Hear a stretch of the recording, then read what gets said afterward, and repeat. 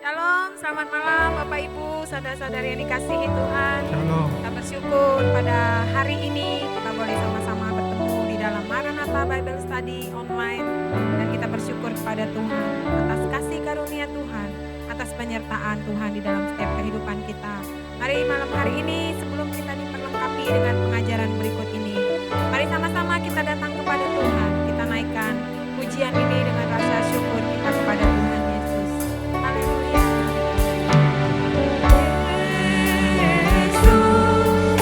Namamu indah, kau kekasih hatiku, kau dambaan jiwaku. Yesus, ku cinta padamu, selalu dekat padamu, itu kerinduanku. Yang ku mau hanya menyenangkanmu, biarlah seluruh hidupku berkenan kepadamu.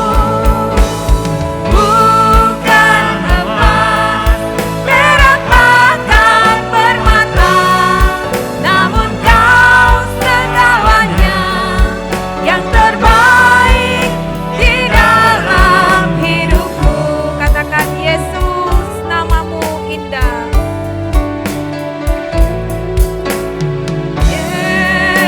Yesus, namamu indah, kau kekasih hatiku, kau dambaan jiwaku.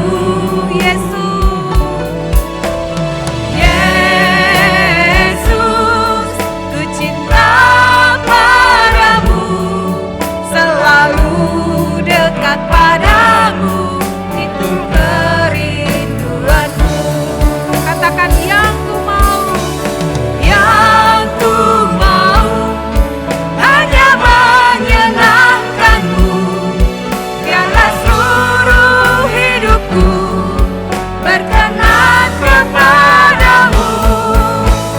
Bukan emas, perak, bahkan permata, namun kau segalanya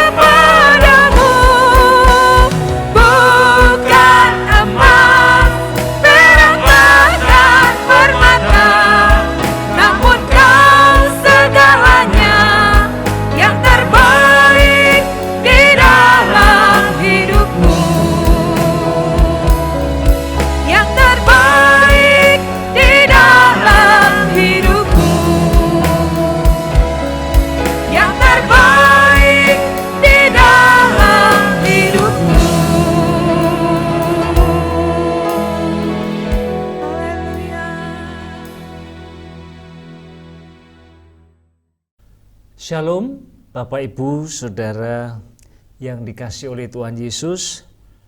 Saya bersyukur ya pada kesempatan ini kita bisa bersama-sama berjumpa sekalipun secara online.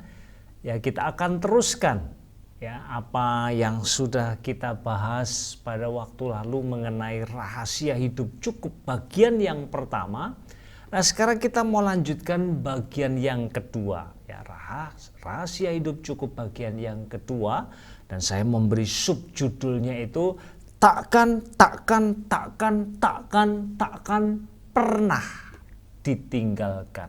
Ya, saudara mungkin pikir Pak Surono kok pakai kata takkan sampai 5 kali itu kenapa? Nah, nanti saya akan jelaskan saudara ya. Tapi terlebih dahulu kita sama-sama akan berdoa. Mari kita berdoa. Bapa dalam surga, berikan kepada kami pencerahan pikiran dan hati supaya kami bisa menangkap kebenaran firman Tuhan yang seringkali terlalu dalam untuk kami mengerti. Roh Kudus tolong kami untuk kami bisa paham dengan baik, dan terlebih lagi kami diberi kemampuan untuk menerjemahkan setiap kebenaran-Mu ke dalam perilaku kehidupan kami. Terima kasih Bapa di dalam surga. Ini doa kami panjatkan demi nama Tuhan kami, Yesus Kristus. Haleluya. Amin. Saudara. Ya, sekali lagi subjudulnya takkan pernah ditinggalkan. Ya. Nah, saudara, saya mau memulai dengan sebuah kutipan ya, yang bunyinya begini. Konsumerisme telah memberikan janji palsu kepada kita, seolah-olah kekosongan di dalam jiwa kita dapat dipenuhi melalui pembelian barang-barang yang kita inginkan. Ya, saya kira ini sangat nyata sekali di dalam keseharian kita. Ya, masyarakat kita makin hari semakin konsumeristik ya. Dan apa pengertiannya? Ya itu tadi saudara ya. Seolah-olah kekosongan di jiwa kita ini bisa dipenuhi dengan membeli semua barang, semua katakanlah benda ya yang kita inginkan, saudara. Ya.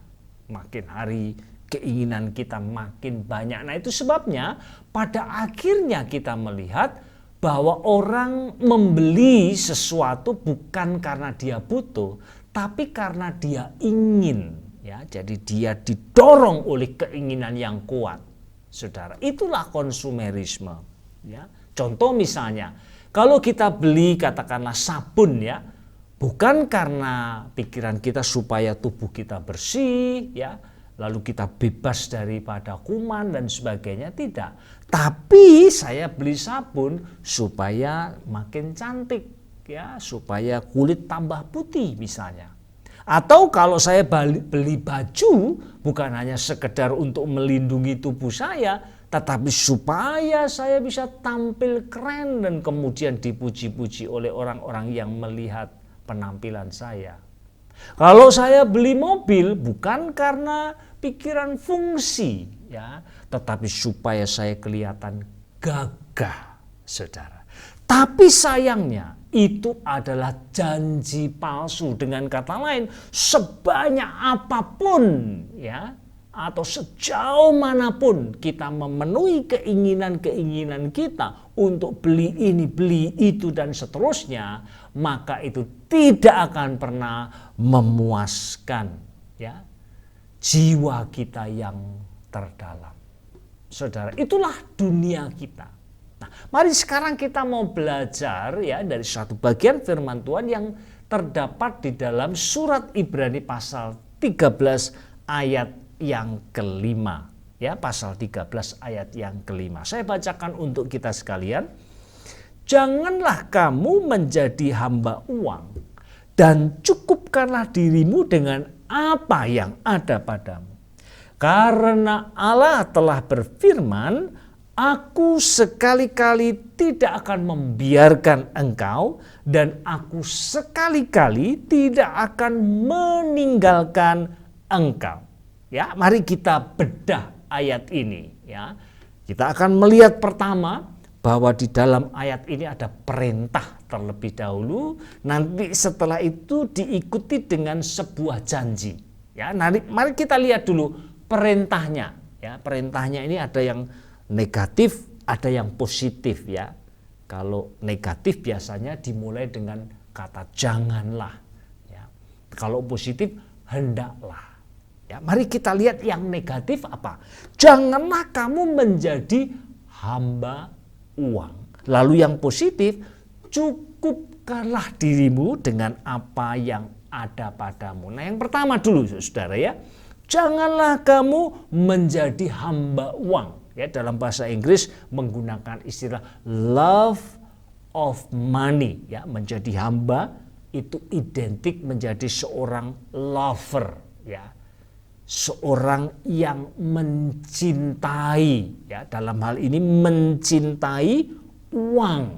Ya, jadi dengan kata lain idenya itu begini, saudara ya. Kalau saya mencintai sesuatu, maka yang saya cintai itu pasti akan saya anggap sangat bernilai dan itu menjadi pusat daripada kehidupan saya. Terus pikiran saya akan tertuju ke sana dan ke sana, saudara. Ya. Dan dalam hal ini kita diingatkan untuk tidak menjadi hamba daripada uang. Saudara, nah sebenarnya kata uang ini memang bisa diartikan secara luas ya. Ada seorang penulis yang mengatakan begini bahwa cinta uang itu pada hakikatnya adalah ketika kita melupakan kekekalan, lalu menomorsatukan masa kini dan lebih fokus kepada kenyamanan ketimbang nasib kekal kita. Ya, padahal saudara, Allah menciptakan kita untuk kekekalan.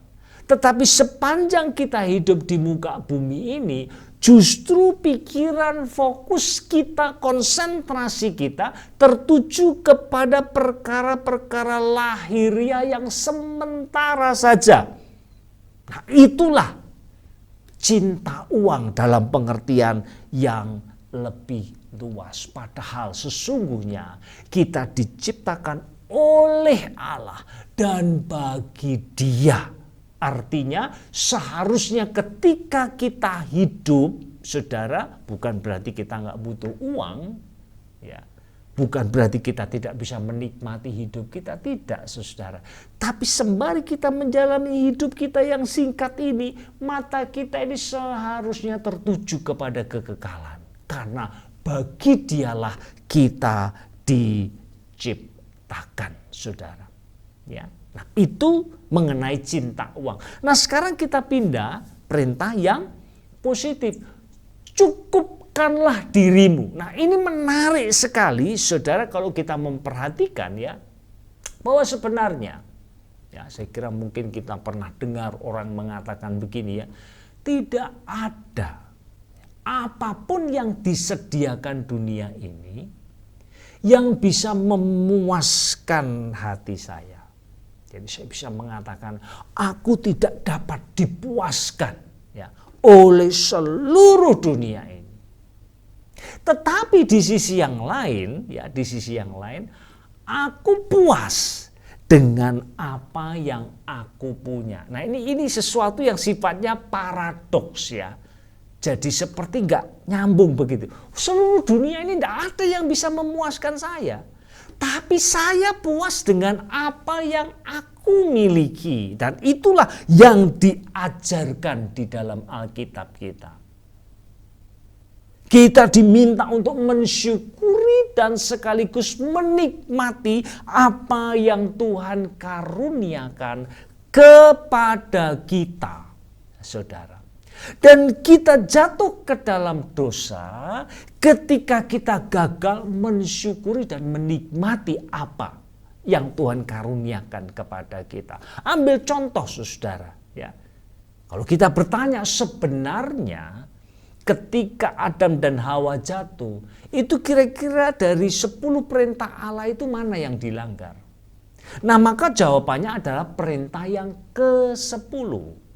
Ya. Dia menjadi iri hati. Ya, di sana dikatakan jangan mengingini rumah sesamamu, jangan mengingini istrinya, atau hambanya laki-laki, atau hambanya perempuan, atau lembunya, atau keledainya, atau apapun yang dipunyai sesamamu. Ya, Keluaran pasal 20 ayat yang ke-17. Saudara. Ini yang diingatkan. Kenapa? Allah itu tahu betul, saudara. Kita seringkali gagal untuk mensyukuri dan menikmati apa yang Tuhan karuniakan dalam hidup kita. Dan kita terus iri saja. Ya, pengen punya apa yang orang lain punya. Adam dan Hawa ingin memperoleh kedudukan yang dimiliki oleh Allah. Ingin menyamai Allah. Pada saat itulah mereka jatuh ke dalam dosa. Nah, saya mau mengatakan ini saudara. Ini dua hal yang sangat berbeda sekali. Dunia kita sekarang ini ya melalui iklan ya.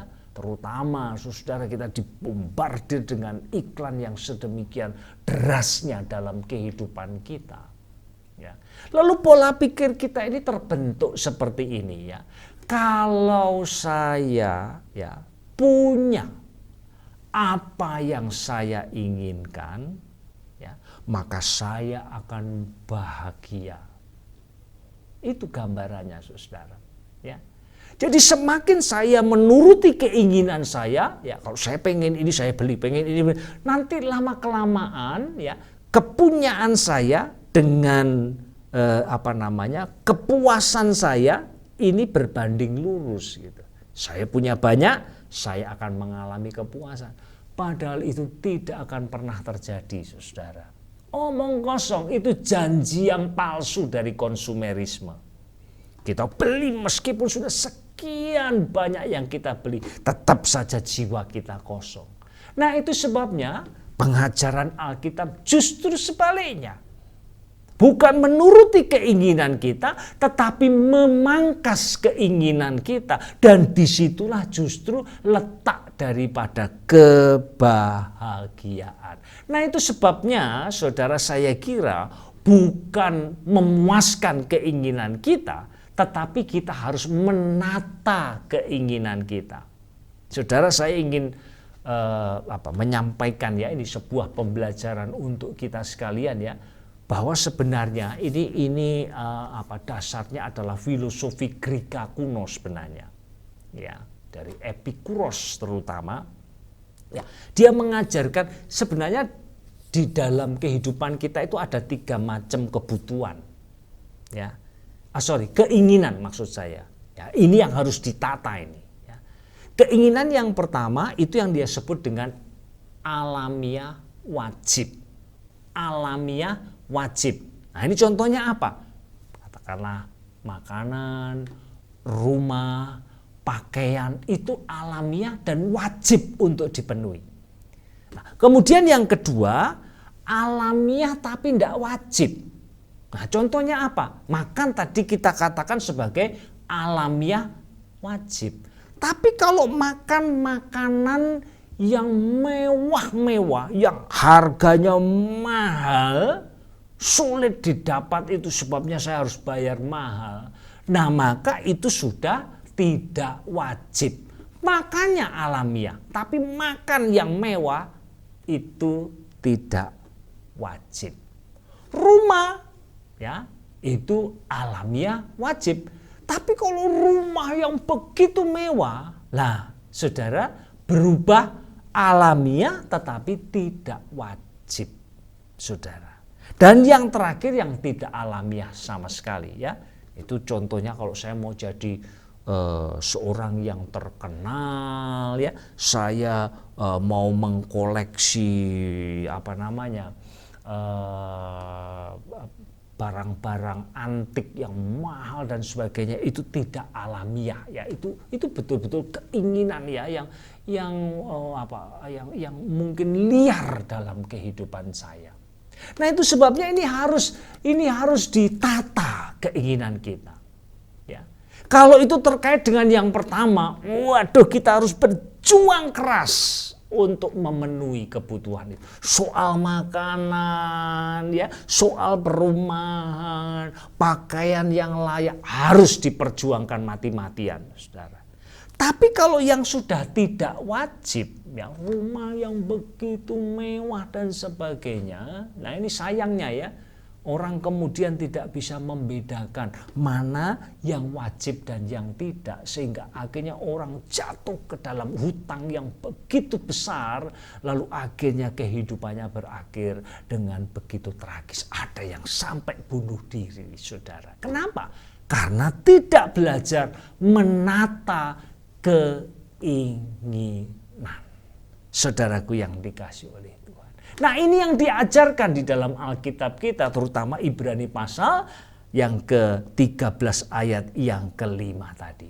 Menolak untuk menjadi hamba uang, lalu mencukupkan diri dengan apa yang ada. Artinya saudara, kita belajar untuk menata keinginan kita. Menolak filosofi dunia yang mengatakan makin banyak saya punya, saya makin senang, saya makin bahagia, saya makin puas. Omong kosong, itu tidak benar. Kita akan semakin bahagia kalau kita bisa menata keinginan kita. Dan kita bisa mensyukuri, menikmati setiap rahmat yang datang daripada Tuhan. Nah, dari perintah kita pindah ke janji sekarang ya. Ibrani pasal yang ke-13 ayat 5 masih ya. Tadi setelah perintah kemudian ditambahkan janji. Bunyinya begini. Karena Allah telah berfirman, aku sekali-kali ya tidak akan membiarkan engkau, dan aku sekali-kali tidak akan meninggalkan engkau.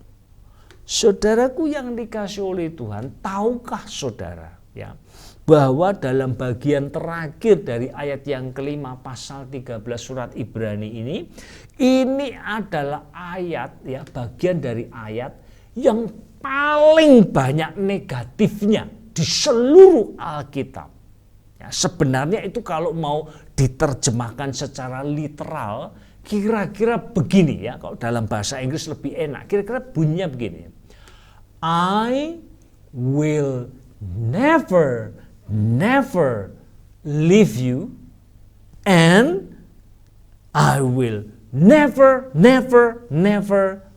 forsake you. Aku Allah tidak akan pernah meninggalkan kamu, dan aku tidak akan membiarkan kamu, dan aku tidak akan pernah meninggalkanmu. Saudaraku, ada 5 never di sana. I will never leave you, and I will never forsake you. Itu kata Allah. Dan kita tahu saudara, sama seperti kita, kalau kita mengulang kata-kata, bukan berarti kemudian Allah itu iseng saja. Tetapi Allah bersungguh-sungguh ketika dia mengatakan hal ini. Asal saja kamu tidak menjadi hamba uang, asal saja kamu mencukupkan dirimu dengan apa yang aku karuniakan kepadamu, maka janji Allah ini akan berlaku bagimu. Aku tidak akan pernah membiarkanmu, dan aku tidak akan pernah meninggalkanmu. Bukankah janji yang besar ini? Saya membayangkan saudara, kalau ada percakapan antara Allah Trinitas ya, ketika memandang kepada anaknya yang menolak jadi hamba uang dan kemudian mencukupkan dirinya dengan apa yang ada padanya. Maka Allah Bapa mengatakan begini, aku tidak akan pernah meninggalkan kamu, anakku. Lalu kemudian Yesus akan mengatakan, aku tidak akan pernah meninggalkanmu, saudaraku. Kenapa disebut saudara? Di dalam surat Ibrani, saudara, dia yang menguduskan dan mereka yang dikuduskan itu kemudian disebut saudara. Kenapa? Karena yang menguduskan tidak malu menyebut mereka sebagai saudara. Dan Roh Kudus terakhir akan meneguhkan dengan mengatakan, aku pun tidak akan pernah meninggalkanmu. Baitku, karena kita semua adalah bait daripada Roh Kudus. Saudaraku yang dikasihi oleh Tuhan, bukankah ini janji yang luar biasa bagi kita, saudara? Nah, sekarang pertanyaannya, kapan sih kita butuh janji yang seperti ini? Nah, maka saya mencoba melihat mulai dari perjanjian lama, saudara, ada peristiwa-peristiwa tertentu di mana janji yang muncul di dalam pasal 5 dari surat Ibrani ayat yang kelima pasal yang ke-13 ini juga muncul di perjanjian lama. Ya. Saya baca saudara Yosua pasal yang pertama ayat yang kelima. Ya. Seorang pun tidak akan dapat bertahan menghadapi engkau seumur hidupmu. Seperti aku menyertai Musa, demikianlah aku akan menyertai engkau. Aku tidak akan membiarkan engkau, dan aku tidak akan meninggalkan engkau. Ini saudara. Pada saat itu Yosua menggantikan Musa. Nah, menggantikan seorang yang punya reputasi yang luar biasa, punya karya dan prestasi yang hebat, itu tidak mudah. Apalagi dia masih muda pada waktu itu, saudara. Nah, itu sebabnya diperlukan sebuah jaminan supaya kemudian Yosua dibebaskan dari rasa takut ketika dia harus memikul tanggung jawab yang besar ini. Apa yang diperlukan, saudara? Maka janji yang sama. Aku tidak akan membiarkan engkau, dan aku pun tidak akan pernah meninggalkan engkau. Dengan kata lain, Allah sedang berkata demikian kepada Yosua. Memang engkau saat ini sedang memikul tanggung jawab yang luar biasa. Tapi ingat ini, penyertaanku itulah yang akan membuatmu berhasil, saudara. Dan ini yang kita butuhkan di saat kita menghadapi sebuah tantangan yang besar di hadapan kita. Kita merasa kita tidak mampu, saudara. Maka janji ini sungguh akan memberi kekuatan kepada kita. Penyertaan Tuhan sempurna. Dan saya pasti akan sanggup menghadapi tantangan ini. Nah, di bagian lain, di 1 Tawarik pasal 28 ayat 20, kita menemukan janji yang serupa yang diucapkan Daud kepada Salomo. Ya. Dia katakan, kuatkanlah dan teguhkanlah hatimu, dan lakukanlah itu. Janganlah takut dan janganlah tawar hati. Sebab Tuhan Allah, Allahku, menyertai engkau. Ia tidak akan membiarkan dan meninggalkan engkau sampai segala pekerjaan untuk ibadah di rumah Allah selesai. Saudara, saya kira hal yang sama juga dialami oleh Salomo pada waktu itu. Dia menggantikan ayahnya yang begitu hebat, saudara. Seorang raja yang betul-betul bisa dikatakan berhasil selama dia memerintah. Nah, di ujung daripada kehidupannya, maka kemudian Daud menyerahkan tongkat estafet itu kepada Salomo. Dan saudara, ini yang luar biasa karena memang Tuhan sendiri sudah mengatakan kepada Daud, ya bukan kamu, tapi Salomo putramulah yang akan membangun bait Allah. Sumber daya, semua resources sudah disediakan, saudara, disiapkan oleh Daud. Nah, sekarang dia katakan, kamu yang harus menuntaskan pekerjaan ini. Sekali lagi, ini bukan sesuatu yang mudah untuk dilakukan. Kalau saya jadi Salomo, barangkali saya berpikir, apakah enggak lebih baik saya menjaga saja ya? Saya pelihara saja apa yang ayah saya sudah kerjakan selama ini. Toh semuanya bagus. Tetapi sekali lagi Daud mendorong dan dia mengucapkan janji yang akan menolong dia untuk dia bisa menuntaskan semua rencana Allah yang telah ditetapkan bagi Salomo. Penyertaan Tuhan itulah yang akan kemudian menjadi kekuatan bagi dia untuk menuntaskan semua yang Tuhan percayakan kepada Salomo. Saudara, aku tidak akan meninggalkan, aku tidak akan membiarkan engkau, saudara. Yang terakhir, saya mau kembali lagi ke Ibrani pasal yang ke-10, saudara, ya, dari Perjanjian Lama. Jadi ini masih berbicara mengenai penerapan dari janji Allah tersebut, ya. Pasal 10 ayat 34 dikatakan, memang kamu telah turut mengambil bagian, ya, dalam penderitaan orang-orang hukuman, dan ketika harta kamu dirampas, kamu menerima hal itu dengan sukacita, sebab kamu tahu bahwa kamu memiliki harta yang lebih baik dan yang lebih menetap sifatnya. Saudara, mari kita melihat, ya, pada waktu itu jemaat yang menerima surat Ibrani sedang mengalami penganiayaan sangat berat. Dan tentu saja orang yang mengalami tekanan hidup yang luar biasa, lalu kemudian mulai memikirkan, ya, mulai menoleh ke belakang, saudara.